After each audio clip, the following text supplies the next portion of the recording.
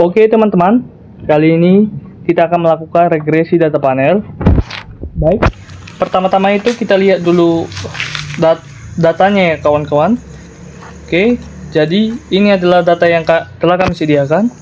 Terdapat 6 sampel datanya ya kawan-kawan, yaitu Aceh, Jambi, Riau, Sumatera Barat, Sumatera Selatan, dan Sumatera Utara.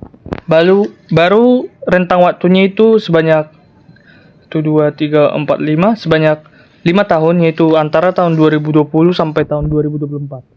Oke, tanpa berlama-lama kita masuk ke cara regresinya ya kawan-kawan. Pertama-tama kita masuk ke views. Oke. Baru kan dulu masuk ke create a new. Seperti biasa ya kawan-kawan. Kita masuk ke balance panel. Oke, kita start date-nya itu kita lihat tadi awalnya itu pada tahun 2020, baru selesainya itu tahun 2024. Baru sampel datanya itu tadi sebanyak 6 ya kawan-kawan. Oke, kita okekan. Oke, baru kita quick. Baru kita masuk ke quick. Baru empty group.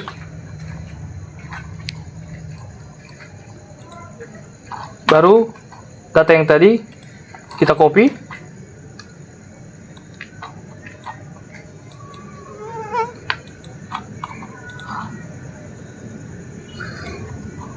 Kita copy ya kawan-kawan. Oke, kita Ctrl C kan. Kita masuk ke views tadi. Oke, kita tempel. Bentar ya kawan-kawan. Kita ulang lagi. Masuk ke quick, empty group. Oke, kita tempel. Oke, jadi ini adalah data kami kawan-kawan. Setelah itu silakan. Baru selanjutnya kita akan melakukan estimate. Baru pertama-tama kita masuk ke quick lagi, estimate equation. Kita masuk ke rumusnya itu seperti biasa, YC X1 X2. Oke, pada bagian panel option kita akan melihat dulu model yang pertama itu adalah model common effect model atau CEM, di mana model CEM itu adalah pada bagian cross sectionnya itu adalah non. Oke, kita okekan. Jadi inilah kawan-kawan, ini adalah model CEM atau common effect model. Oke, kita masuk ke model selanjutnya, yaitu model FEM atau fixed effect model. Oke, rumusnya tetap sama. Baru pada bagian panel optionnya, kita pada bagian cross sectionnya kita ganti non menjadi FEM fixed, karena kita akan melihat model FEM atau fixed effect model. Oke, kita okekan. Oke, jadi kawan-kawan, ini adalah model FEM atau fixed effect model. Oke, setelah itu kita akan melihat model yang ketiga itu adalah model RAM atau random effect model. Kita estimate lagi, rumusnya tetap sama ya kawan-kawan. Baru pada panel option di bagian cross sectionnya itu kita ganti menjadi random. Oke. Jadi ini adalah model random effect model. Lalu selanjutnya kita akan melakukan uji pemilihan model ya kawan-kawan. Uji pemilihan model itu ada 3 jenis: uji Chow, uji Houseman, dan uji LM. Pertama-tama kita akan melakukan uji Chow. Jadi uji Chow itu adalah uji yang dilakukan untuk menentukan model apa yang paling kuat antara model CEM atau model FEM. Oke, pertama-tama kita estimate seperti biasa. Kita masuk ke panel option. Oke, pada bagian cross sectionnya itu, karena kita akan melakukan uji Chow, awalnya itu kita akan melakukan di fixed. Oke, kita okekan. Setelah kita estimate, kita masuk ke view. Baru pada bagian fixed random effect testing kita klik. Kita masuk ke Oke, yang paling atas ya kawan-kawan, atau likelihood ratio. Oke. Jadi setelah kita lihat ini adalah hasil dari uji Chow, di mana nilai probability-nya itu adalah 0,0. Oke, kita masuk ke Word. Oke, jadi ini adalah kawan-kawan syaratnya uji Chow itu, jika nilai probability-nya itu adalah di bawah 0,05, maka model yang terpilih itu adalah model FEM. Sebaliknya, jika nilai probability-nya itu di atas 0,05, maka model yang terpilih itu adalah model CHAM. Jadi dari hasil data yang tadi kita peroleh, nilai P-nya itu adalah di bawah 0,05, sehingga model yang terpilih itu adalah model FEM. Oke, yang kedua itu kita akan melakukan uji Postman. Oke, kita estimate. Oke, pada bagian panel option, di bagian cross section, kita ganti dari fixed menjadi random. Oke. Model uji Hostman ini dilakukan untuk menentukan model apa yang paling kuat antara model FEM dan juga model RAM. Oke, kita okekan ya kawan-kawan. Oke. Setelah itu kita masuk ke view seperti biasa. Kita masuk ke feature random effect testing, baru masuk ke yang paling bawah ya, Hostman test. Oke. Jadi ini adalah hasil dari uji Hostman ya kawan-kawan, dimana nilai probability-nya itu adalah 0,6975. Oke, kita kembali ke Word. Oke. Syarat dari uji Hostman-nya itu adalah jika P-nya itu kurang dari 0,05, maka model yang terpilih itu adalah model FEM. Sebaliknya, jika nilai P-nya itu di atas 0,05, maka model yang terpilih itu adalah model FEM. Jadi, dari hasil regresi yang telah kita lakukan, nilai probability-nya itu adalah di atas dari 0,05, maka model yang terpilih itu adalah model RAM. Oke. Karena dari kedua uji yang dilakukan tidak ada model yang terpilih atau kedua-duanya memiliki model yang berbeda, maka kita akan melakukan uji yang terakhir, yaitu uji LM. Oke, kita kembali ke Epius, kita estimate, baru pada bagian panel option, di bagian cross section-nya, kita masuk ke none. Kita ganti random menjadi none, karena kita akan melakukan uji LM. Uji LM ini adalah uji yang dilakukan untuk menentukan model apa yang paling kuat antara model random dan juga model CHAM atau Common Effect Model. Oke, setelah kita okekan, kita masuk ke view. Baru seperti biasa kita masuk ke Fixed Random Effect Testing. Lalu kita masuk di bagian yang tengah ya kawan-kawan, atau dibuat di sana Lagrange Multiplier. Oke, jadi ini adalah nilai dari uji LM, di mana nilainya P-nya itu adalah di bawah 0,0. Di bawah, atau nilai P-nya itu adalah 0,0. Oke, kita kembali ke Word. Syarat dari uji LM itu adalah jika model yang terpilih adalah jika P-nya itu di bawah 0,05, maka model yang terpilih itu adalah model RAM. Sebaliknya, jika nilai P-nya itu di atas 0,05, maka model yang terpilih itu adalah model CHAM. Oke, jadi dari hasil yang telah kita lakukan, nilai probability-nya itu adalah di bawah 0,05, maka atau hasilnya itu adalah 0,0, maka model yang terpilih itu adalah model RAM. Oke.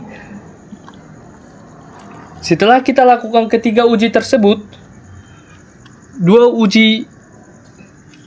uji memiliki nilai yang sama, yaitu model RAM dan model antara uji Hausmann dan uji LM, ditemukan bahwa model yang terpilih adalah model RAM, maka dari ketika uji yang dilakukan, maka pemilihan model yang terpilih adalah model RAM.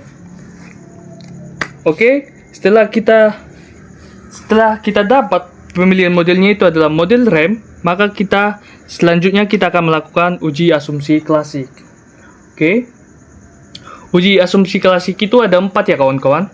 Yang pertama itu ada uji normalitas, baru ada uji multikolinearitas, yang ketiga ada uji heteroskedastisitas, yang keempat itu ada uji autokorelasi. Oke, yang pertama-tama uji asumsi yang pertama kita lakukan adalah uji normalitas. Oke, kita kembali ke EPUS ya kawan-kawan. Oke, kita estimate seperti biasa. Karena model yang terpilih tadi adalah model RAM, maka pada bagian cross sectionnya itu kita ganti menjadi random. Oke, kita okekan. Oke, setelah kita lakukan ini, untuk melakukan uji normalitas, kita masuk ke view, baru kita masuk ke residual diagnostic, baru kita masuk ke yang paling atas di histogram normality test. Oke, jadi ini adalah hasil dari uji normalitas, di mana nilai P-nya itu atau nilai probability-nya itu sebanyak 0,1152550. Oke, kita kembali ke Word ya kawan-kawan. Oke, jadi ini adalah nilainya.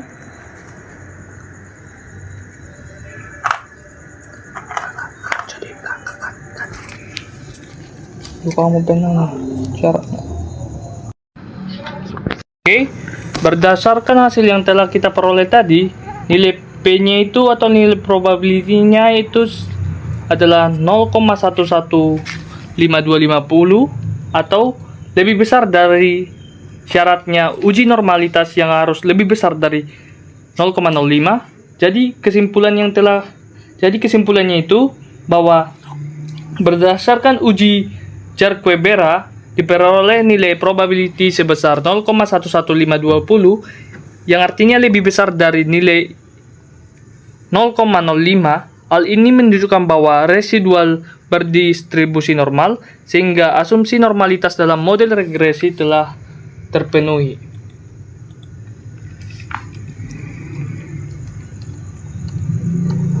Oke. Setelah uji normalitas terpenuhi, kita masuk ke uji asumsi yang kedua, yaitu uji multikolinearitas. Oke, kita kembali ke EPUS ya kawan-kawan. Oke, pada bagian ini kita masuk ke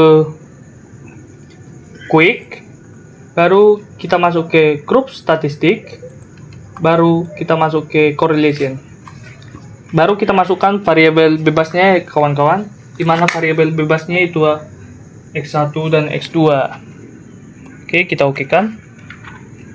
Oke, jadi ini adalah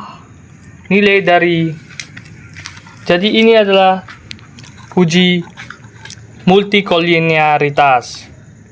Oke, kita kembali ke Word. Oke, ini ya kawan-kawan, sama kan?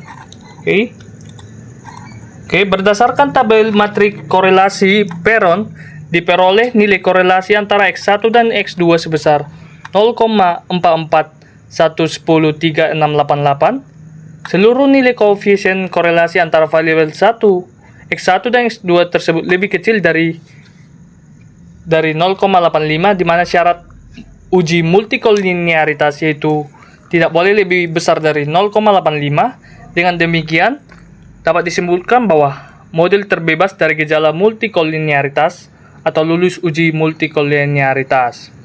Oke, setelah lulus uji multikolinearitas, kita masuk ke uji yang ketiga, yaitu uji heteroskedastisitas.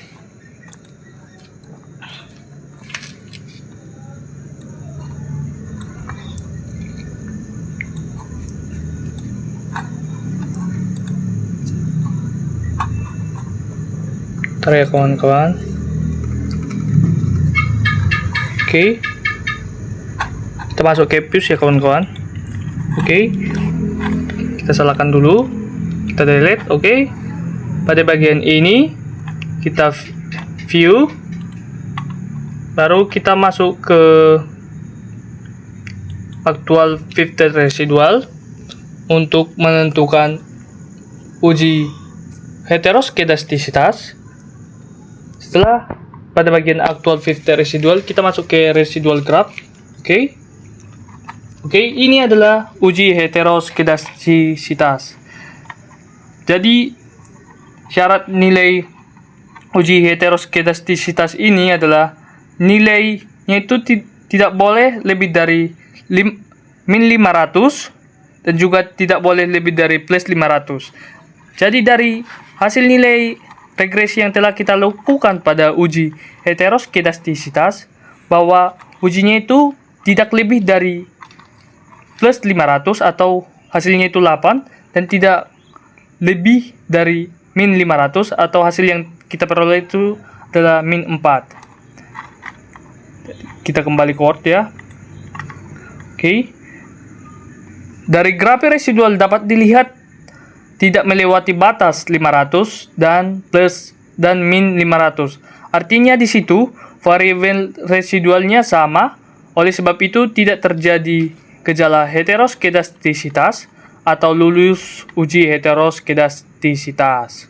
Oke kawan-kawan, setelah kita lulus uji heteroskedastisitas, kita akan melakukan uji yang terakhir nih kawan-kawan, yaitu uji autokorelasi.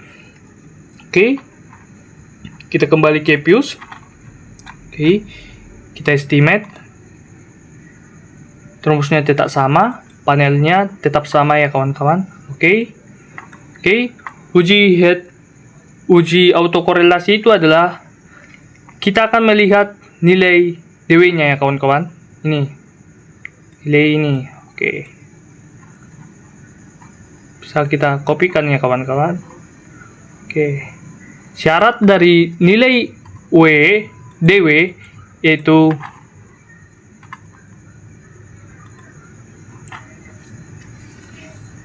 syarat dari nilai DW adalah nilainya itu tidak boleh lebih, nilainya itu harus di antara rentang 1,5 sampai 2,5. Oke, berdasarkan hasil pengolahan data yang telah kita lakukan tadi, nilai DW yang kita peroleh sebesar 1957521. Artinya di situ nilai tersebut berada pada rentang 1,5 sampai 2,5, sehingga dapat disimpulkan bahwa model regresi dalam penelitian ini tidak mengalami autokorelasi. Dengan demikian, model regresi telah memenuhi atau tidak adanya autokorelasi. Oke. Jadi, sekian penjelasan dari